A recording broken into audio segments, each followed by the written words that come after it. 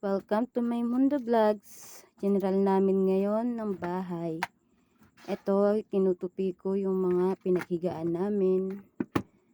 Iniisa-isa ko yung mga unan sa mga gilid.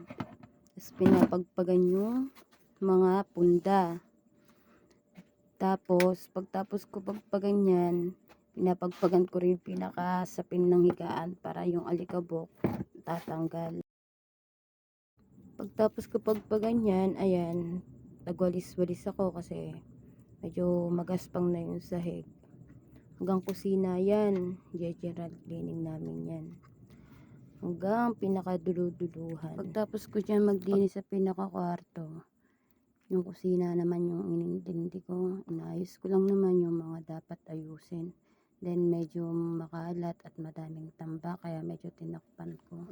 Ayan yung mga basong yan, ilalagay ko sa planggana para pagdating ng tubig, hugasan ko siya.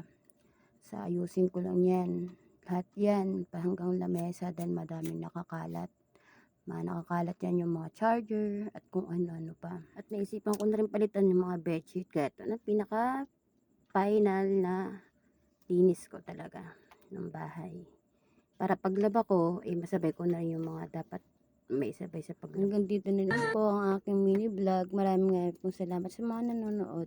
Please like and share and follow po. Maraming pong salamat.